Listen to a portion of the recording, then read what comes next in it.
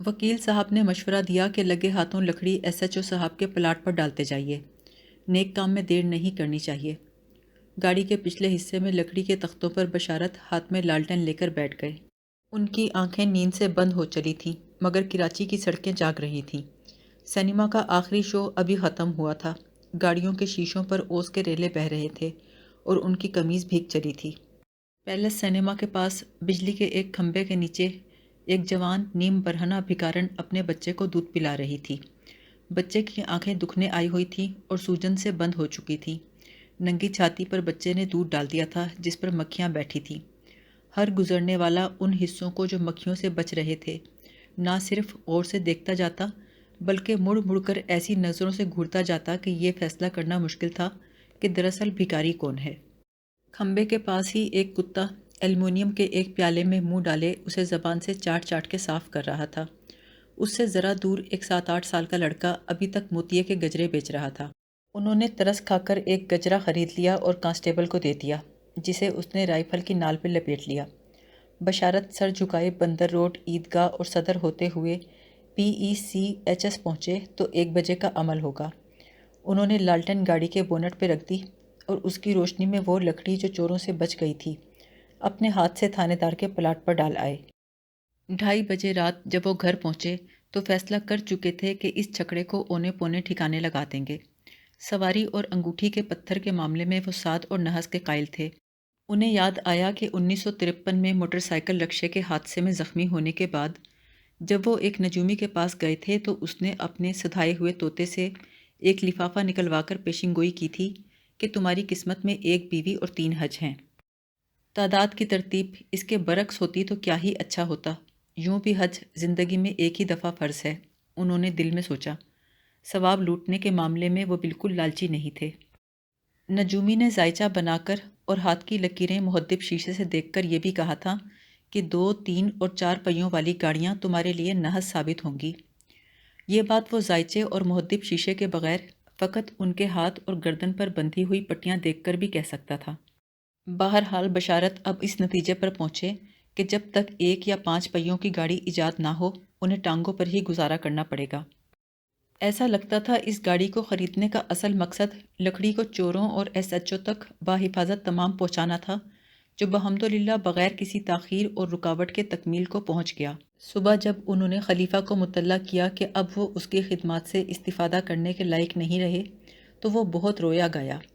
پہلے تو کہا کہ میں گاڑی کو اکیلا چھوڑ کر کیسے جاؤں، پھر کہا کہاں جاؤں۔ بعد ازاں اس نے آقا اور ملازم کے اٹوٹ رشتے اور نمک کھانے کے دوررس نتائج پر تقریر کی، جس کا لب لباب یہ تھا کہ اسے اپنی غلطی کا احساس ہے اور جو بھاری نقصان ان کو پہنچا ہے وہ اس کی تلافی اس طرح کرنا چاہے گا کہ سال بھر ان کی حجامت کی جو اجرت بنے اس میں سے وہ لکڑی کی رقم الگ کر لیں۔ اس پر وہ چیخے، خلیفے تو سمجھتا ہے میں 3500 سالانہ کی حجامت بنواتا ہوں۔ خلیفہ نے دوبارہ اپنی غلطی کا خندہ پیشانی سے اعتراف کیا اور ساتھ ہی گاڑی کو گشتی ہیئر کٹنگ سیلون بنانے کی پرحماقت تجویز پیش کی جو اتنی ہی حقارت سے رد کر دی گئی۔ زچ ہو کر اس نے یہاں تک کہا کہ وہ تمام عمر بالکل مفت ڈرائیوری کرنے کو تیار ہے، گویا جو نقصان پہلے تنخواہ لے کر پہنچاتا تھا وہ اب بلا تنخواہ پہنچائے گا۔ غرض خلیفہ دیر تک اس قسم کی تجویزوں سے ان کے زخموں پر پھٹکڑی چھڑکتا رہا۔ وہ کسی طرح نہ مانے تو خلیفہ نے ہتھیار ڈال دیے مگر اس طرح اٹھا لیا۔ مطلب یہ کہ آخری خواہش یہ ظاہر کی کہ اس قطع تعلق کے باوجود اسے کم سے کم حجامت کے لیے آنے کی اجازت دے دی جائے، جو بشارت نے صرف اس شرط پر دی کہ اگر میں آئندہ کسی بھی قسم کی سواری رکھوں گا تو حرام خور تم نہیں چلاؤ گے۔ کچھ دن بعد خلیفہ خبر دینے آیا، صاحب جی یوں ہی میرے دل میں خطبد ہوئی کہ ذرا تھانے دار صاحب کے پلاٹ کی طرف ہوتا چلوں۔ جناب عالی، میں تو دیکھ کر بھونچکا رہ گیا۔ کیا دیکھتا ہوں کہ اپنی رشوت میں دی ہوئی لکڑی کے پاس اپنی ہی چوری شدہ لکڑی پڑی ہے، پہلو بہ پہلو۔ ہمارا مال ایک شیر دوسرے شیر کے منہ سے نکال کر ڈکار گیا۔ میرا اعتبار نہیں تو جا کر خود ملاحظہ کر لیجئے۔ یہ کہہ کر وہ ہنسنے لگا۔ اسے اپنی ہی بات پر بے محل اور مسلسل ہنسنے کی بری عادت تھی۔ سانس ٹوٹ جاتا تو ذرا دم لے کر پھر سے ہنسنا شروع کر دیتا۔ اس کا سامنے کا ایک دانت ٹوٹا ہوا تھا۔ اس وقت وہ اپنی ہنسی روکنے کی کوشش کر رہا تھا اور بالکل کلاؤن معلوم ہو رہا تھا۔ گاڑی 1 مہینے تک بیکار کھڑی رہی، کسی نے جھوٹوں بھی دام نہ لگائے۔ تضحیک و توہین کے پہلو سے بچنے کی خاطر ہم نے اسے گاڑی کہا ہے، کیونکہ بشارت بے حد حساس ہو گئے تھے۔ کوئی اسے کار کہتا تو انہیں خیال ہوتا کہ طنز کر رہا ہے، کوئی ٹرک کہتا تو اس میں توہین کا پہلو نظر آتا۔ وہ مایوس ہو چلے تھے کہ دفعتاً ایک ایک دن کے وقفے سے اکٹھی 3 آفرز آ گئیں۔ پڑوس میں سیمنٹ ڈپو کے مالک نے اس ترپال کے جو کبھی گاڑی پر چڑھا رہتا تھا 13 روپے لگائے، جبکہ ایک گدھا گاڑی والے نے 12 روپے کے عوض چاروں پہیے نکال لے جانے کی آفر دے دی۔ انہوں نے اس جاہل کو بری طرح لتاڑا، تیرا خیال ہے کہ یہ گاڑی بغیر پہیوں کے چل سکتی ہے؟ اس نے جواب دیا، سائیں، یہ پہیوں کے ہوتے ہوئے کون سی چل رہی ہے؟ رقم کے لحاظ سے تیسری آفر سب سے اچھی تھی۔ یہ ایک ایسے شخص نے دی جو حلیے سے اسمگلر لگتا تھا۔ اس نے گاڑی کی نمبر پلیٹ کے 200 روپے لگائے۔ ان اہانت آمیز آفرز کے بعد بشارت نے گاڑی پر ترپال چڑھا دیا اور توبہ کی کہ آئندہ کبھی کار نہیں خریدیں گے۔ آگے چل کر مالی حالت اور طبیعت کی چوچالی بحال ہوئی تو اس توبہ میں اتنی سی ترمیم کر لی کہ آئندہ کسی آن جہانی گورے کی گاڑی نہیں خریدیں گے، خواہ اس کی بیوہ میم کتنی ہی خوبصورت کیوں نہ ہو۔ مرزا نے مشورہ دیا کہ اگر تمہاری کسی سے دشمنی ہے تو گاڑی اسے تحفتاً دے دو۔ بشارت نے جواب دیا، آپ کی نظر کرتا ہوں۔ چند روز بعد غصہ اترا تو انہوں نے ترپال اتار دیا اور ایک گتے پر برائے فروخت نہایت خوشخط لکھوا کر گاڑی پہ ٹانگ دیا۔ 2-3 دن میں گاڑی اور گتے پر گرد اور آرا مشین سے اڑتے ہوئے برادے کی تہ چڑھ گئی تو مولانا کرامت حسین نے ونڈ اسکرین پر انگلی سے خوش آمدید اور ٹرک حاضہ بکاؤ ہے لکھ دیا، جو دور سے صاف نظر آتا تھا۔ روزانہ ظہر کے وضو کے بعد حروف پر گیلی انگلی پھیر کر انہیں روشن کر دیتے۔ نماز باجماعت کے بعد مسجد سے آ کر گاڑی پر دم بھی کرتے۔ فرماتے تھے، ایسا جلالی وظیفہ پڑھ رہا ہوں کہ جس چیز پر پھونک مار دی جائے وہ یا تو 40 دن کے اندر اندر بک جائے گی، ورنہ وظیفہ پڑھنے والا خود اندھا ہو جائے گا۔ دن میں 3-4 دفعہ اپنی آنکھوں کے سامنے ہاتھ کی کبھی 2 کبھی 3 انگلیاں دائیں بائیں گھما کر تحقیق کرتے کہ بینائی جاتی تو نہیں رہی۔ وظیفے کے بعد مسجد سے دکان تک راستے بھر جلالی پھونک کو اپنے منہ میں بڑی احتیاط سے بھرے رکھتے کہ لیک ہو کر غلطی سے کسی اور چیز پہ نہ پڑ جائے۔ ابھی مولانا کے وظیفے کے 40 دن پورے نہیں ہوئے تھے کہ بشارت ایک اور قضیے میں الجھ گئے، جو کچھ اس طرح تھا کہ حاجی اورنگزیب خان آڑتیانوں سوداگرانے چوبھائے عمارتی پشاور ان سے اپنی رقم وصول کرنے آ دھمکے۔ انہوں نے کوئی 1 سال قبل پنجاب کے ایک آڑتی کی معرفت بشارت کو لکڑی سپلائی کی تھی۔ لکڑی داغدار نکلی۔ جب سال بھر تک نہیں بکی تو بشارت نے گھاٹے سے 7,000 میں فروخت کر دی۔ یہ وہی لکڑی تھی جس کی چوری، بازیابی اور غدر بود ہونے کا حال ہم بیان کر چکے ہیں۔ بشارت کا موقف تھا کہ میں نے لکڑی 7,000 میں گھاٹے سے بیچی ہے۔ خان صاحب فرماتے تھے کہ آپ کی آدھی لکڑی تو چور لے گئے، آدھی پولیس والوں نے ہتھیا لی، آپ اسے بیچنا کہتے ہیں؟ اس کے لیے تو پشتو میں بہت برا لفظ ہے۔ بشارت کے تخمینے کے مطابق لکڑی کی مالیت 7,000 سے زیادہ نہیں تھی۔ ادھر حاجی اورنگزیب خان ایک پائی چھوڑنے کو تیار نہیں تھے، جس کا مطلب یہ تھا کہ بشارت بقیہ رقم یعنی 2,573 روپے 9 آنے 3 پیسے اپنی گرہ سے بھریں۔ خان صاحب کہتے تھے، آپ نے مال بیچنے میں شیطانی عجلت سے کام لیا۔ صاحب، یہ لکڑی تھی، بالغ لڑکی تو نہیں جس کی جلد از جلد رخصتی کرنا کار ثواب ہو۔ ایک مدت سے اس رقم کے بارے میں خط و کتابت ہو رہی تھی۔ ایک دن خان صاحب کے دل میں نہ جانے کیا آئی، قانونی نوٹس کی رجسٹری کروائی، پوسٹ آفس سے گھر آ کر سامان باندھا اور نوٹس سے پہلے خود کراچی پہنچ گئے۔ نوٹس ان کی آمد کے 3 دن بعد ان کی موجودگی میں اس طرح موصول ہوا کہ رجسٹری انہوں نے خود ڈاکیے کے ہاتھ سے چھین کر کھولی، نوٹس نکال کے پھاڑ دیا اور لفافہ بشارت کو تھما دیا۔ قیام بھی انہی کے ہاں کیا۔ اس زمانے میں دستور تھا کہ آڑتی یا تھوک بیوپاری آئے تو اسے گھر پہ ہی ٹھہرایا جاتا تھا۔ یوں بھی بشارت کی خان صاحب سے خوب بنتی تھی۔ بشارت خان صاحب کے خلوص و مدارات کے گرویدہ اور خان صاحب ان کی لچھے دار باتوں کے دل دادا۔ دن بھر ایک دوسرے کے ساتھ جھائیں جھائیں کرنے کے بعد شام کو خان صاحب بشارت کے ساتھ ان کے گھر چلے آتے، جہاں ان کی اس طرح خاطر مدارات ہوتی جیسے دن میں کچھ ہوا ہی نہیں۔ گھر والے ان کی خاطرداریاں کرتے کرتے تنگ آ چکے تھے۔ اس کے باوجود خان صاحب شاکی تھے کہ کراچی میں پتلے شوربے کا سالن کھا کھا کے میری نظر کمزور ہو گئی ہے۔ قدرے لنگڑا کر چلنے لگے تھے۔ فرماتے تھے، گھٹنوں میں شوربہ اتر آیا ہے۔ اکثر ان سالم رانوں کو یاد کر کے آہیں بھرتے جو ان کے دسترخوان کی زینت ہوا کرتی تھیں۔ ان کا پیٹ اعلیٰ نسل کے دمبوں کا قبرستان تھا جن کے وہ مجاور تھے۔ بشارت نے دوپہر کو ان کے لیے فرنٹیئر ہوٹل سے ران اور چپلی کباب منگانے شروع کر دیے۔ مرزا نے کہا کہ اس سے تو بہتر ہے کہ 2573 روپے 9 آنے 3 پائی دے کر اپنا پنڈ چھڑاؤ، یہ پھر بھی سستا پڑے گا۔ مگر بشارت کہتے تھے کہ سوال روپے کا نہیں، اصول کا ہے۔ اولیاء اللہ جس یکسوئی اور استغراق سے مراقبہ کرتے ہیں، خان صاحب اس سے زیادہ یکسوئی اور استغراق غذا پر صرف کرتے تھے۔ فرماتے تھے نماز، نیند، کھانے اور گالی کے دوران کوئی مغل ہو جائے تو گولی مار دوں گا۔ خوش خوراک آدمی تھے، دوران طعام کلام سے پرہیز کرتے تھے۔ پانی بالکل نہیں پیتے تھے کہ خواہ مخواہ جگہ گھیرتا ہے۔ دال کو ہندوانہ بدعت اور سبزی کھانے کو مویشیوں کی حق تلفی سمجھتے تھے۔ کڑاہی گوشت کا مطلب صرف یہ نہیں تھا کہ کڑاہی گوشت کھائیں گے، بلکہ کڑھائی بھر کے کھائیں گے۔ خیریت گزری کہ اس زمانے میں بالٹی گوشت کا رواج نہیں ہوا تھا، ورنہ یقیناً بالٹی کو کڑاہی پہ ترجیح دیتے۔ خان صاحب کے اپنے دسترخوان اور خاطر مدارات کا کیا کہنا۔ بشارت کو پشاور میں ان کے ہاں مہمان رہنے کا اتفاق ہوا۔ ہر کھانے پر بکری یا دمبے کی مسلم راند سامنے رکھ دیتے۔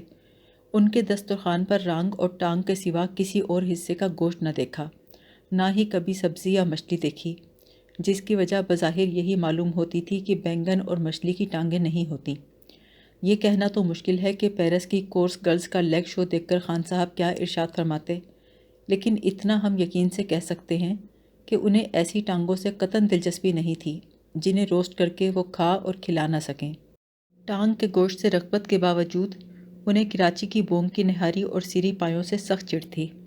فرماتے یارا آپ بھی کمال کرتے ہیں، بکری کے پائے، بھیڑ کے پائے، دمبے کے پائے، گائے کے پائے، بھینس کے پائے، میں تو جانوں چارپائی کے پائے آپ محض اس لیے چھوڑ دیتے ہیں کہ وہ صاف ہوتے ہیں۔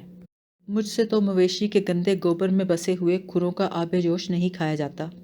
ہمارے فرنٹیئر میں کوئی بڈھا کسی کچی عمر کی دوشیزہ سے شادی کر لے تو حکیم اور پڑوسی اسے ایسا ہی آتش گیر مادہ کھلاتے ہیں جس سے وہ آنتوں کی بیماری میں مبتلا ہو کر وفات پا جاتا ہے۔ رات کے کھانے کے بعد خان صاحب سوجی کا حلوہ ضرور طلب کرتے۔ فرماتے تھے کہ حلوہ نہ کھاؤں تو بزرگوں کی روحیں خواب میں آ آ کر ڈانٹتی ہیں۔ 10 سیر روے دار سوجی بطور سوغات کراچی لائے تھے، اسی کا حلوہ بنوا کر کھا رہے تھے۔ بشارت روز سوجی کی بوری دیکھتے اور دہل جاتے، اس لیے کہ ابھی تو اس کے ختم ہونے میں بہت دیر تھی۔ خان صاحب یہ بھی فرماتے کہ سفید چینی کھانے سے خون پتلا پڑ جاتا ہے، اگلی دفعہ مردان شوگر مل سے تازہ گڑ کی بوری لاؤں گا۔ گویا جلد ہی دوبارہ مہمان بننے کا ارادہ تھا۔ اس اندیشہ ہائے قریب سے گھبرا کر بشارت نے باتوں باتوں میں ٹو لینا چاہی، خان صاحب گڑ سے حلوے کے علاوہ اور کیا کیا بنتا ہے؟ حلوے کا گولا نگلتے ہوئے بولے بھابھی سے پوچھ لینا، اس وقت دماغ حاضر نہیں ہے۔ بات یہ ہے کہ گھاٹے سے، جھگڑے سے، گڑ سے اور روزے سے ہمارے دماغ کو گرمی چڑھ جاتا ہے۔ خان صاحب ایک وجیح اور بھاری بھرکم آدمی تھے، قد 6.5 فٹ، جسے کلا اور ترے سے 7.5 فٹ بنا رکھا تھا، مگر 8 فٹ کے لگتے تھے اور یہی سمجھ کر بات کرتے تھے۔ صحت اور کاٹھی اتنی اچھی کہ عمر کچھ بھی ہو سکتی تھی۔ تن و توش کا اندازہ اس سے لگا لیجئے کہ ہتھے والی کرسی پر جیسے تیسے ٹھس کر بیٹھ تو جاتے، لیکن جب اٹھتے تو کرسی ساتھ اٹھتی۔ گھومنے پھرنے اور چہل قدمی کے شوقین تھے، مگر اس شرط پر کہ ہر 40 قدم کے بعد سستانے اور کچھ پیٹ میں ڈالنے کے لیے توقف فرمائیں گے تاکہ تازہ دم ہو کر آگے بڑھیں، یعنی مزید 40 قدم۔ مانا کہ خان صاحب میں اتنی پھرتی اور چلت پھرت نہیں تھی کہ بڑھ کر دشمن پہ حملہ کر سکیں، لیکن ہنگامے قتال اگر وہ صرف اس پر گر ہی پڑتے تو وہ پانی نہ مانگتا، ہاتھ پاؤں مارے بغیر وہیں دم گھٹ کے ڈھیر ہو جاتا۔ سنہری مونچھیں اور ہلکی براؤن آنکھیں، بائیں رخسار پر زخم کا نشان اور انگشت شہادت دوسرے پورٹ سے کٹی ہوئی۔ کسی نابکار کو خبردار کرنا ہو یا آسمان کو کسی قضیے میں اپنا گواہ بنانا مقصود ہو، جس کی ضرورت دن میں کئی بار پڑتی تھی، تو یہ نیم بریدہ انگشت اٹھا کر خطاب فرماتے۔ ان کی کٹی ہوئی انگلی بھی ہماری ثابت انگلی سے بڑی تھی۔ پاس اور دور کی نظر خاصی کمزور تھی، لیکن اینک لگانے سے اعتراض کرتے تھے، صرف چیک پر دستخط کرنے کے لیے لگاتے تھے، یا گالی دینے کے بعد ماتوب کے چہرے پر اس کے اثرات دیکھنے کے لیے پاس کی اینک لگا لیتے اور اتارنے سے پہلے جلدی جلدی اس سے دور کی چیزیں دیکھنے کی کوشش کرتے۔ یہ معلومات ان کی دن بھر کی جغرافیائی ضرورت کے لیے کافی ہوتی تھیں۔ اپنی دانست میں کوئی عالمانہ نکتہ بیان کرنا ہوتا تو بات میں وزن اور وقار پیدا کرنے کی غرض سے اپنی تھوڑی پر اس طرح ہاتھ پھیرتے جیسے وہاں ٹیگور جیسی داڑھی ہے، پھر نیم بریدہ انگشت شہادت سوئے فلک اٹھاتے اور پڑھنے کی اینک لگا کر جملہ شروع کر دیتے، لیکن گھمبیر اور گنجلک جملے کے بیچ کوئی شوخ بات یا چنچل فکرہ ذہن میں کوند جاتا تو اسے ادا کرنے سے پہلے آنکھ مارتے اور آنکھ مارنے سے پہلے اینک اتار لیتے تاکہ دیکھنے والوں کو صاف نظر آئے۔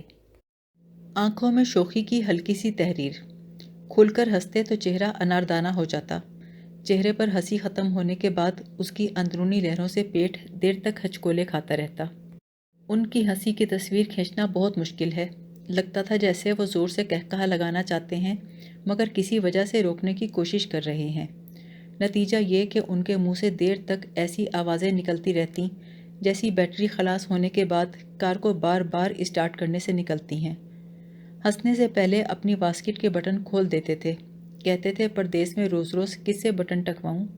خان صاحب نہایت باروب اور جامہ زیب آدمی تھے، اصلی زری کی کلا پر کلف دار ترا ہمہ وقت زخمی انگوٹھے کی طرح کھڑا رہتا تھا، براؤن ٹرکش کوٹ، تلے کا پشاوری چپل جس میں ہمارے دونوں پیر آگے پیچھے آ جائیں، اور لامتناہی گھیر کی سفید شلوار۔ جتنی دیر میں خان صاحب کی شلوار میں کمر بند ڈلتا اتنی دیر میں آدمی حیدرآباد ہو کے آ سکتا تھا۔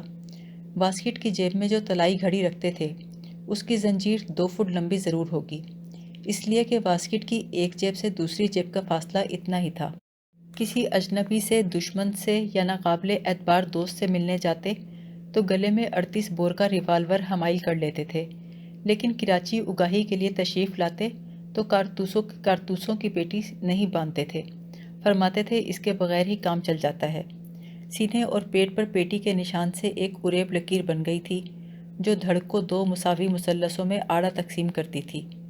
فرماتے تھے جہاں کوہستانی ہوائیں اور بندوق کی آواز نہ آئے وہاں مردوں کو نیند نہیں آتی۔ اعصاب اس حد تک مضبوط تھے کہ یہ کہنا غلط نہ ہوگا کہ تھے ہی نہیں۔ معمولی تکلیف اور ناراحتی کا ان کو احساس ہی نہیں ہوتا تھا۔ ایک دفعہ دھوبی نے ان کی میلی شلوار کے نیفے میں سے پینسل کے ٹکڑے برآمد کیے۔ کٹی ہوئی انگشت شہادت کا قصہ یہ ہے کہ لڑکپن میں لیمونیڈ کی گولی والی بوتل کو انگلی سے کھولنے کا مقابلہ ہو رہا تھا۔ انہوں نے گولی پر انگشت شہادت رکھ کر دوسری ہاتھ سے پوری طاقت سے مکہ مارا جس سے فل فور بوتل اور انگلی کی ہڈی ٹوٹ گئی۔ بوتل کی گردن ان کی انگلی میں منگنی کی انگوٹھی کی طرح پھنس کر رہ گئی، ہتھوڑے سے توڑنی پڑی۔ انگلی سیپٹک ہو گئی، 2 ہفتے بعد کٹوانی پڑی۔ کلوروفارم سونگھنے کو وہ مردوں کی شان کے خلاف سمجھتے تھے، لہٰذا آپریشن کلوروفارم سونگھے بغیر حالت ہوش میں کروایا۔ آپ چاہیں تو خان صاحب کو ان پڑھ کہہ سکتے ہیں مگر جاہل ہرگز نہیں۔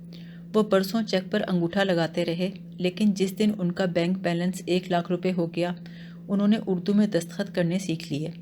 دستخط کیا تھے؟ لگتا تھا کوئی لنگڑا کاکروچ دوات میں غسل کر کے کاغذ پر سے گزر گیا ہے۔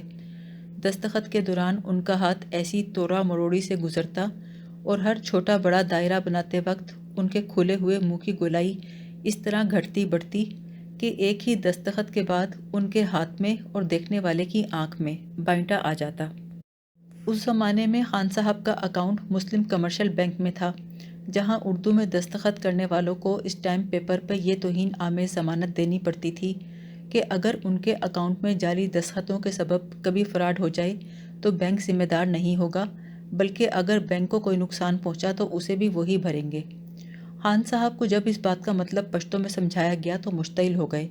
اردو بولنے والے اکاؤنٹنٹ سے کہنے لگے کہ ایسی بیہودہ شرط ماننے والے کے لیے پشتو میں بہت برا لفظ ہے۔ بکتے جھکتے انگریز مینیجر کے پاس احتجاج کرنے گئے، کہنے لگے کہ میرے دستخط اتنے خراب ہیں کہ کوئی تعلیم یافتہ آدمی بنا ہی نہیں سکتا۔ جب میں خود اپنے دستخط اتنی مصیبت سے کرتا ہوں تو کوئی دوسرا کیسے کر سکتا ہے؟ آپ کے اسٹاف میں 2 درجن آدمی تو ہوں گے، سب کے سب شکل سے چور اچکے اور نوسر باز لگتے ہیں۔ اگر ان میں سے کوئی میرے دستخط بنا کر دکھا دے تو 1000 روپے انعام دوں گا اور پھر گولی سے اڑا دوں گا۔ بینک مینیجر مسٹر میکلین نے کہا، خان میں بینک کے قوانین نہیں بدل سکتا، تم ورنیکولر کی بجائے انگریزی میں دستخط کرنا سیکھ لو، اس جھمیلے سے نجات مل جائے گی۔ اپنے حکم میں التجا کا رنگ پیدا کرنے کی غرض سے اس نے خان صاحب کو چائے اور پیسٹری سے تواضع کی۔ خان صاحب 2 مہینے تک انگریزی دستخط کی مشق کرتے رہے۔ جب بالکل رواں اور پختہ ہو گئے تو چک اٹھا کر سیدھے مسٹر میکلین کے کمرے میں داخل ہوئے اور روبرو دستخط کر کے دکھا دیے۔ وہ اس طرح کہ پہلے ہاتھ اونچا کر کے 4-5 دفعہ ہوا میں دستخط کیے، پھر یک لخت کاغذ پر فراٹے سے دستخط کر دیے۔ مینیجر نے ترنت اپنے اکاؤنٹنٹ کو حکم دیا کہ ان کی پچھلی ضمانت منسوخ تصور کی جائے۔ میں ان کے انگریزی دستخط کی، جو انہوں نے میری موجودگی میں اس کارڈ پر کیے ہیں، تصدیق کرتا ہوں۔ ہوا صرف اتنا تھا کہ خان صاحب نے ان 2 مہینوں میں اپنے اردو دستخط کو دائیں سے بائیں کرنے کی بجائے بائیں سے دائیں کرنے کی مشق اور مہارت باہم پہنچائی تھی، جس کے دوران نقطے اور مرکز غائب ہو گئے تھے۔ مسٹر میکلین کے سامنے انہوں نے یہی دستخط کیے۔ انہیں اس فن پر اب اتنی قدرت حاصل ہو گئی تھی کہ اگر کوئی جاپانی میں دستخط کرنے کے لیے کہتا تو وہ اسی لیٹے ہوئے کاکروچ کو مونچھیں پکڑ کے سر کے بل کھڑا کر دیتے۔ خان صاحب کو کبھی بعجلت اتمام حجت کرنا مقصود ہوتا یا مخالف اور مخاطب کو محض بوجھوں مارنا ہوتا تو فرماتے کہ شیخ سعدی نے فرمایا ہے۔ وہ اپنے تمام زرعی اور غیر زرعی اقوال سے شیخ سعدی کے حق میں دستبردار ہو گئے تھے۔ بات کتنی ہی چھوٹی ہو، خان صاحب اس کے لیے بڑے سے بڑا نقصان اٹھانے کو تیار رہتے تھے۔ درگزر اور سمجھوتے کو انہوں نے ہمیشہ شیوہ مردانگی کے خلاف جانا۔ فرماتے تھے جو شخص خون خرابہ ہونے سے پہلے ہی سمجھوتا کر لے اس کے لیے پشتو میں بہت برا لفظ ہے۔ اس قضیے کے بعد بشارت کو ایک مرتبہ بنوں میں خان صاحب کے آبائی مکان میں ٹھہرنے کا اتفاق ہوا۔ دیکھا کہ خان صاحب کسی گھمسان کے بحث مباحثے میں جیت جاتے تو فوراً باہر جا کر گھوڑے پہ چڑھ جاتے اور اپنے کسی دشمن کے گھر کا چکر لگا کر واپس آ جاتے۔ پھر ملازم سے اپنے سر پر ایک آفتابہ ٹھنڈے پانی کا ڈلواتے کہ غرور اللہ کو پسند نہیں۔ بشارت کے گھر میں قیام کے دوران وہ دن میں 2-3 مرتبہ بشارت کو یہ دھمکی ضرور دیتے تھے کہ ایک پائی بھی نہیں چھوڑوں گا، خواہ مجھے تمہارے ہاں 1 سال مہمان رہنا پڑے۔ وقتاً فوقتاً یہ بات بھی کان میں ڈالتے رہتے کہ قبائلی آداب میزبانی کے تقاضے کچھ اور ہیں۔ اگر آپ عزیز مہمان سے یہ پوچھ بیٹھیں کہ تم کب جاؤ گے اور اس پر وہ آپ کا خون نہ کر دے تو اس کی شرافت، پختو اور ولدیت میں شبہ ہوگا۔ صبح سے شام تک دونوں بارہ سنگے اپنے سینگ پھنسائے پھنکارے مارتے رہتے۔ خوش معاملگی کا واسطہ، بیوپار بیوہار کی ریت رسم، رحم کی اپیل اور ایک دوسرے کو ظلم اور دھاندلی سے باز رہنے کی وارننگ سمیت کوئی اوچھا ہتھیار نہیں تھا جو اس جھگڑے میں بے دریغ استعمال نہ کیا گیا ہو۔ مثلاً خان صاحب اپنے بے پڑھے لکھے ہونے کا واسطہ دیتے، جواب میں بشارت کہتے کہ شاعر ہوں، BA پاس ہوں، فارسی بھی پڑھی ہے، لیکن لکڑی بیچ رہا ہوں۔ خان صاحب اپنے بزنس میں گھاٹے کا ذکر کرتے، بشارت کہتے ارے صاحب یہاں تو سرے سے بزنس ہے ہی نہیں، گرا کا کھا رہے ہیں۔ بشارت تو خیر بیوہ میم کے ساتھ اپنی فرضی مسکینی، کثیر الاولادی اور مفلوق الحالی کا ریہرسل کر چکے تھے، لیکن خان صاحب بھی بوقت ضرورت اپنے حال پر مگر مچھ کے آنسو بہا سکتے تھے۔ ایک دن تو ان کی ایکٹنگ اتنی مکمل تھی کہ سیدھی آنکھ سے ایک سچ مچ کا آنسو سری لنکا کے نقشے کی طرح لٹک گیا، سائز بھی وہی۔ انہوں نے اپنی فرضی مظلومیت ظاہر کرنے کو ترپ کا پتہ پھینکا کہ میرے حصے کی زمینوں پر چچا نے نصف صدی سے قبضہ کر رکھا ہے۔ بشارت نے اس پتے کو اس طرح کاٹا کہ اپنے پیٹ کے السر پہ ہاتھ رکھ کر حلف دیا کہ وہ اتنی ہی مدت سے ذوف معدہ میں مبتلا ہیں، غذا نہیں پچتی، پیٹ میں دوا اور ہوا تک نہیں ٹھہرتی۔ خان صاحب بولے او ہو 50 سال سے پیٹ خراب ہے، آپ تو پوتڑوں کے مریض نکلے۔ ویسے ان چونچوں میں بالعموم بشارت ہی کا پلہ بھاری رہتا، لیکن ایک دن جب خان صاحب نے نیم آبدیدہ ہو کر کہا کہ میرے تو والد بھی فوت ہو چکے ہیں، تو بشارت کو اپنے والد بزرگوار پر بہت غصہ آیا کہ انہیں بھی اسی وقت جینا تھا۔ خان صاحب کسی طرح رقم چھوڑنے کے لیے تیار نہ تھے۔ بشارت نے عاجز آ کر یہاں تک کہا کہ کون صحیح ہے کون غلط اس کو بھول جائیے، یہ دیکھیے کہ آپ کا ہمارا بیوپار بیوہار آئندہ بھی رہے گا، پھر کبھی کسر نکال لیجیے گا، خدا نہ خواستہ یہ آخری سودا تو ہے نہیں۔ اس پر خان صاحب بولے کہ خان سنگ مرجان خان نے مجھے نصیحت کی تھی کہ دوست سے ملو تو اس طرح ملو جیسے آخری ملاقات ہے، اب کے بچھڑے پھر نہیں ملیں گے، اور کسی سے سودا کرو تو یہ سمجھ کے کرو کہ یہ آخری سودا ہے، دوبارہ یہ دلہ نہیں آنے کا۔ شیخ سعدی کہتے ہیں کہ باولے سے باولا کتا بھی یہ امید نہیں رکھ سکتا کہ جسے اس نے کاٹا ہے وہ خود کو پھر کٹوانے کے لیے دوبارہ سہپارہ آئے گا۔ ایک دفعہ بشارت کا لہجہ کچھ تلخ ہو گیا اور انہوں نے بار بار خان صاحب کہہ کر لان تان کی تو کہنے لگے دیکھو صاحب، گالی گفتار کرنی ہے تو مجھے خان صاحب مت کہو، حاجی صاحب کہہ کے گالی دو، تاکہ مجھے اور تمہیں دونوں کو کچھ غیرت تو آئے۔ بشارت نے ان کے گلے میں باہیں ڈال کر پیشانی چوم لی۔ ڈوبی ہوئی رقموں کی وصولی کے سلسلے میں کراچی کے پھیروں نے خان صاحب کو ہفت زبان بنا دیا تھا، مطلب یہ کہ اردو، فارسی اور گجراتی کے علاوہ چاروں علاقائی زبانوں میں روانی سے گالی دے سکتے تھے۔ جہاں تک گالی دینا ممکن تھی، اپنے ماتوب کے درجات اسی کی مادری زبان میں بلند فرماتے، البتہ کہیں عجز بیان یا جھول محسوس فرماتے یا مخاطب زیادہ بے حیا ہوتا تو آخر میں اس کے تابوت میں پشتوں کی میخ ایسی ٹھونکتے کہ کئی پشتوں کے آر پار ہو جاتی۔ اس میں شک نہیں کہ جیسی کوک شاستر گالیاں ہمارے ہاں رائج ہیں، ان کے سامنے انگریزی اور دیگر زبانوں کی گالیاں پھولوں کی چھڑیاں اور بچوں کی غاؤں غاؤں معلوم ہوتی ہے، لیکن اس میں بھی شک نہیں کہ خان صاحب مخلص، مجلسی اور محبتی آدمی تھے۔ بحث میں کتنی ہی گرما گرمی ہو جائے دل میں میل نہیں رکھتے تھے، بس مذاق مذاق میں دوستوں کو چھیڑنے اور تیش دلانے میں انہیں مزہ آتا تھا۔ ناشتے میں 3 ترتراتے پراٹھے اور 6 شامی کباب اور لسی کے 2 گلاس پینے کے بعد دن بھر غنودگی کے عالم میں نیم باز آنکھوں سے دنیا اور اہل دنیا کو دیکھتے رہتے۔ ایسے غشی آور ناشتے کے بعد آدمی مراقبہ کر سکتا ہے، ایبسٹریکٹ پینٹنگ کر سکتا ہے، حکومت کا 5 سالہ منصوبہ بنا سکتا ہے، لیکن دماغی کام نہیں کر سکتا، نہ ہی ڈھنگ سے بحثہ بحثی کر سکتا ہے۔ لہٰذا خان صاحب کو دوسرے دن یہ یاد تک نہیں رہتا تھا کہ کل کیا کہا تھا۔ ہر روز اثر نو حجت کا آغاز کرتے، گویا اس سے پہلے اس مسئلے پر کبھی بات ہی نہیں ہوئی۔ وہ کسی سے زیادہ دیر خفا نہیں رہ سکتے تھے۔ شاعری سے متنفر ہونے کے باوجود اکثر یہ بیت پڑھتے، مگر بعض لفظوں کو اتنا کھینچ یا سکیڑ کر پڑھتے کہ مصرع وزن اور بحر سے خارج ہو کے نثر بن جاتا۔ انسان کو انسان سے کینہ نہیں اچھا، جس سینے میں کینہ ہو وہ سینہ نہیں اچھا۔ اس پر یہ اضافہ مزید فرماتے کہ مسلمان سے کینہ رکھنا اس پر ظلم ہے، اس سے تو بہتر ہے اسے قتل کر دیا جائے۔ یہ بھی فخریہ فرماتے کہ ہم تو آزاد قبائلی آدمی ہیں، اردو تو ہم نے ڈوبی ہوئی رقموں کی وصولی کے لیے کراچی کے بیوپاریوں سے لڑائی دنگے کے دوران سیکھ لی ہے۔ چنانچہ ان کی ساری ویکیبلری حالت امن میں بالکل نکمی اور ناکارہ ہو جاتی۔ رانا سانگا کے جسم کی طرح ان کی لڑاکا اردو پر 72 زخموں کے نشان تھے۔ ان کی اردو کا تجزیہ کرنے سے پتہ چلتا تھا کہ کہاں کہاں کے اور کس کس صوبے کے آدمی نے ان کی رقم دبائی ہے۔ ان کی زبان سے گجراتی، حیدرآبادی اور دلی کی زبان کے ٹھیٹھ الفاظ سن کر اندازہ ہوتا تھا کہ ان کے حلقۂ تکرار و تصادم کے ڈانڈے کہاں کہاں ملتے ہیں۔